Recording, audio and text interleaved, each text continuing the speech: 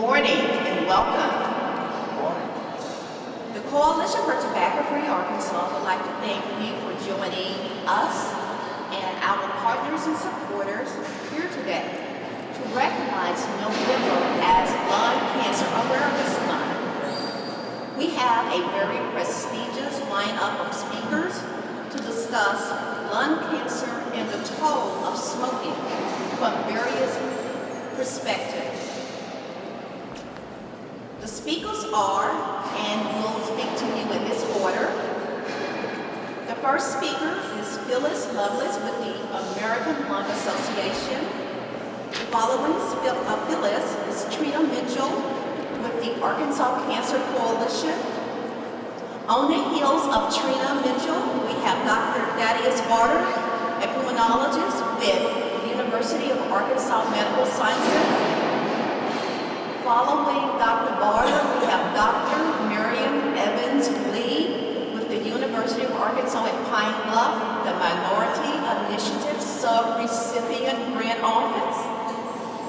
And following Dr. Evans Lee, we are going to be truly blessed and educated, informed by a lung cancer survivor, Ms. Jeannie Adams.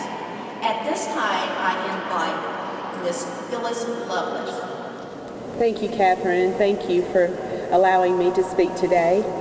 Did you know that lung cancer is the #1 cancer killer above all cancers in the U.S. among men and women? A lot of people don't know that.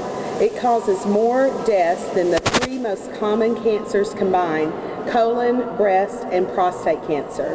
The American Lung Association started a movement called Lung Force this summer as an awareness campaign to spread the word about these statistics. Every 5 minutes, a woman is told that she has lung cancer, and there has been an increase of 116% among women with lung cancer.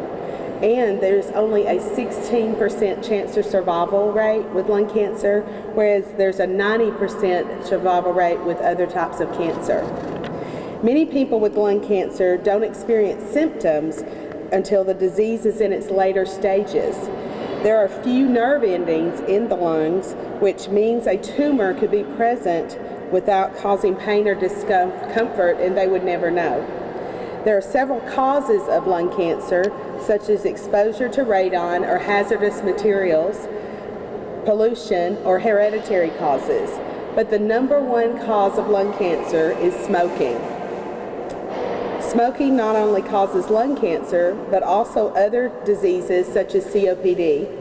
Every year in the U.S., over 392,000 people die from tobacco-caused diseases, making it the leading cause of preventable deaths. Another 50,000 people die from exposure to secondhand smoke. And each day, thousands of kids still pick up a cigarette for the first time. What can be done to stop smoking?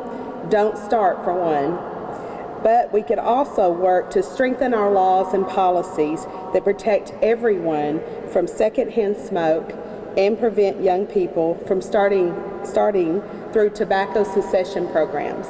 Please join the force, the Lung Force, to spread awareness of risk of lung cancer and raise your voice for change for a tobacco-free Arkansas. Thank you. I'm a little short here. Good morning, I'm Trina Mitchell, the Executive Director for the Arkansas Cancer Coalition. And I'm just going to read a few excerpts from the proclamation. According to the American Cancer Society, in 2014, over 24,000 new cases of lung cancer will be diagnosed, and an estimated 159,000 people will die from this disease. The Coalition for Tobacco-Free Arkansas, the Center for Chest Care, and the Arkansas Cancer Coalition work to increase public awareness of the cause of lung cancer in our state. Therefore, I, Mike Beebe, Governor of the State of Arkansas, by virtue of an authority vested in me by the laws of the State of Arkansas, do hereby proclaim November 2014 as Lung Cancer Awareness Month. Across the state of Arkansas, I encourage my fellow citizens to join me in working to make lung cancer our state and national priority and to offer compassion to people with this difficult disease. In testimony whereof, I have hereunto set my hand and caused the great seal of the state of Arkansas to be affixed the 7th day of October in the year of our Lord, 2014. Thank you. My name is Dr. Barter, and I work with lung cancer patients. On a daily basis, I go to a family and I tell them that a biopsy result is positive for lung cancer, and they cry with sadness. On a less frequent basis, I go to a family whom I biopsy and tell them that their abnormality actually wasn't a lung cancer, and they cry with joy. Sometimes I look up from my little job and I realize that lung cancer, the thing I'm working with, is a part of a huge problem and a huge system.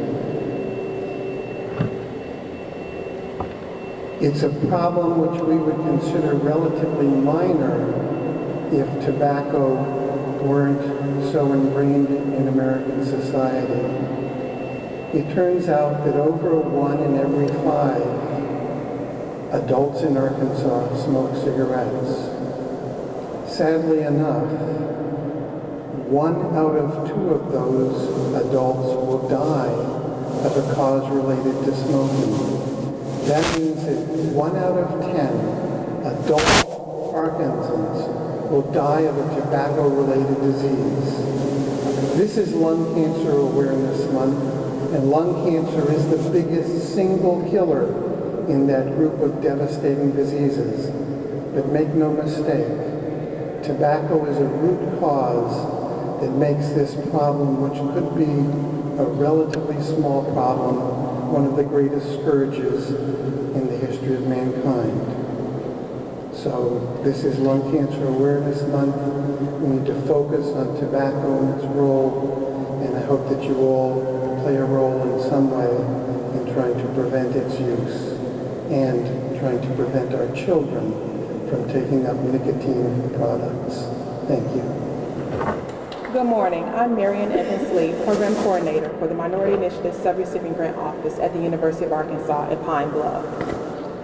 Health disparity is defined by the National Partnership for Action to End Health Disparities as a particular type of health difference that is closely linked to social or economic disadvantage.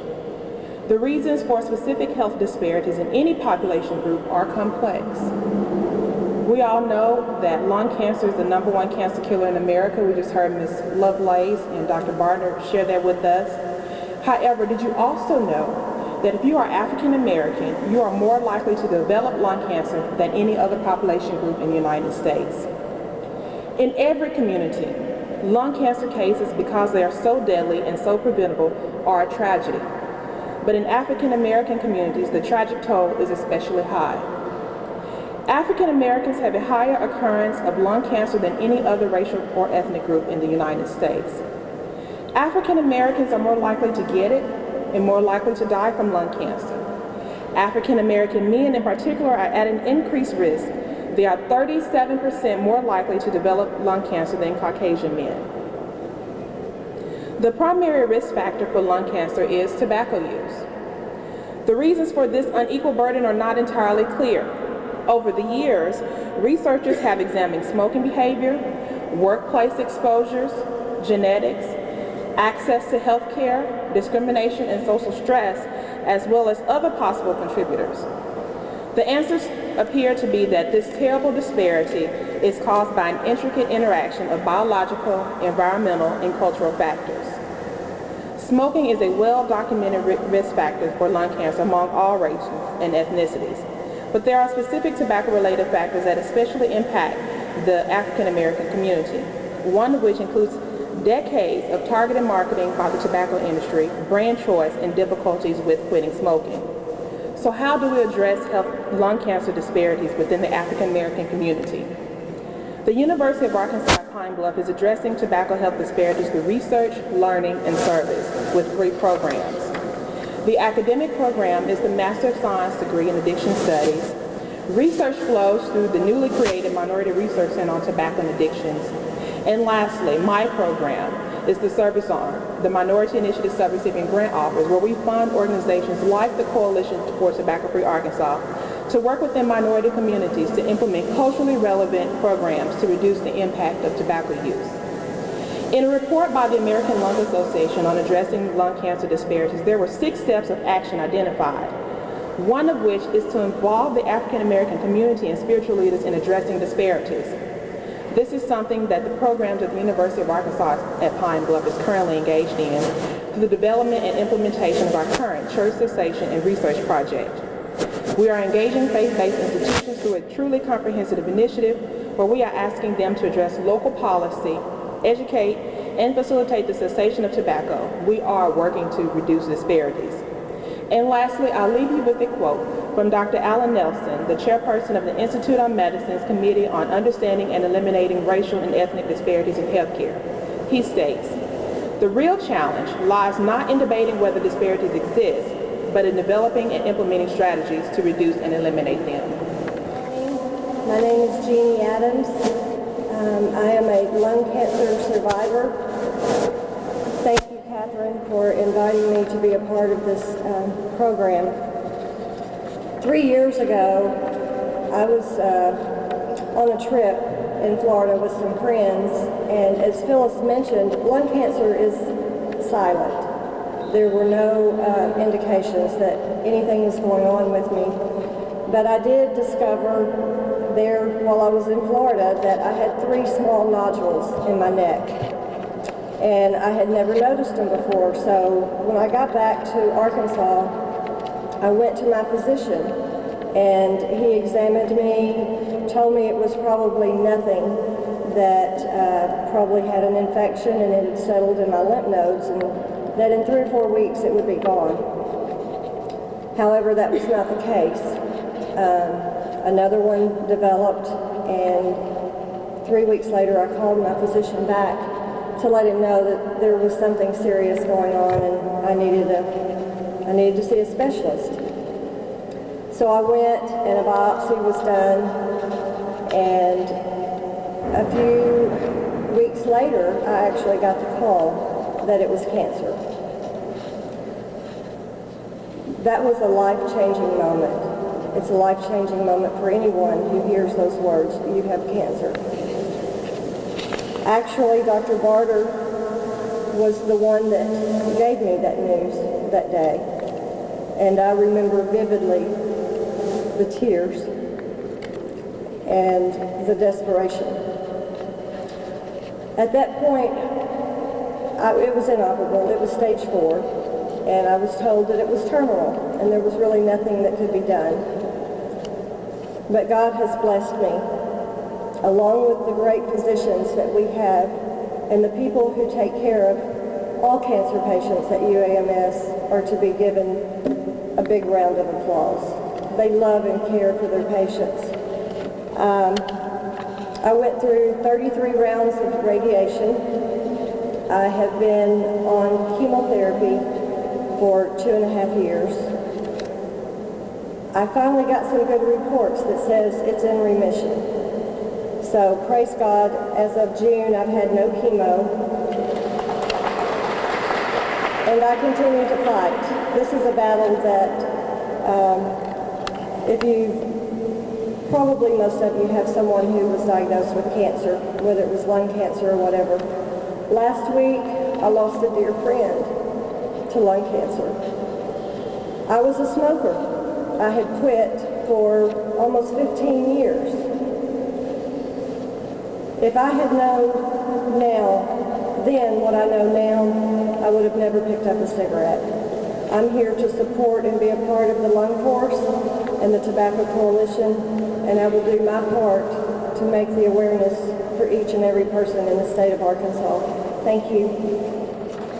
I would like to thank all of our speakers. Let's give them another hand.